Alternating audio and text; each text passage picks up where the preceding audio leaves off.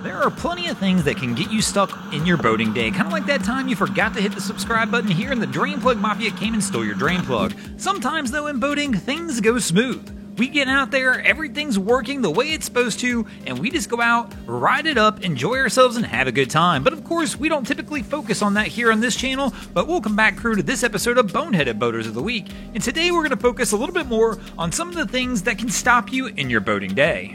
Now, of course, there are plenty of things out there on the water that can bring your boating day to a little bit of a halt, and one of the most common and obvious ones is going to be shallow areas in the water. Nothing brings you to a halt faster out there on the water than the old sandbar.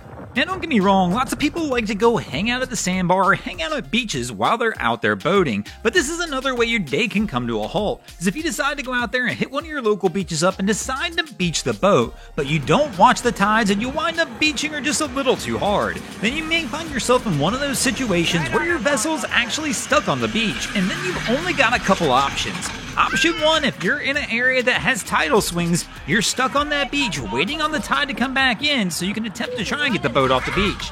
Option number 2, well, you can call one of the tow companies and hope they can find a way to get your boat off the beach. But speaking of being stuck on the beach, there are many ways to do this as well. Lots of people like to beach their vessels, and sometimes beaching it can be extremely tricky depending on the weather conditions that you have to face as you're attempting to do it. So if you're in a nice calm area and you're trying to beach your vessel, that one's pretty easy. Usually the nice slow roll attempt right up onto the sand will work out pretty good for you. But if you're in an area that has waves or boats coming by fast that are tossing wake, you definitely have to use a little more caution when you're trying to beach the boat.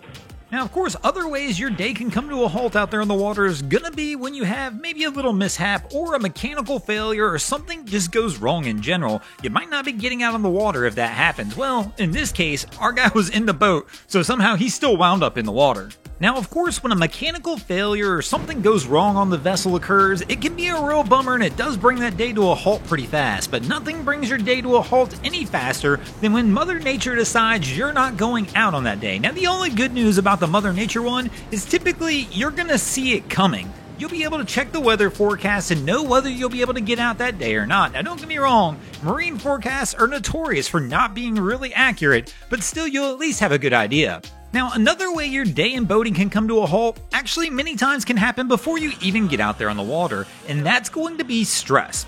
Many new boaters stress and fear the thought of having to get their boat in and out of a marina or launching their boat or retrieving their boat from a boat ramp. They may have done it a few times and things just didn't go well. So what winds up happening is they feel anxiety and stress before they even get out there on the water, and many times that can put a halt to your day before it even gets going. In fact, this is one of the top reasons I see some people get into boating and then wind up getting out fairly quickly is because they learn it's a lot more difficult than they think, and they wind up having a tougher time getting into that lifestyle than they originally imagined. Another thing that'll put a halt to your day is still part of that stress one, but it's not you being stressed about you getting out there on the water and being able to handle your own. It's deciding you don't want to go out and mess with the Googans on a busy day out there on the water. Many boaters who are seasoned boaters will refuse to go out on the weekends, so their boating is halted on those days because they refuse to go out there and deal with the people who are going to be out on the water on the weekend. And then, of course, another thing that we mentioned briefly early, but we'll come back to now, is going to be that regular maintenance and upkeep of the vessel. If you don't take care of your boat, it is absolutely 100% at some point in time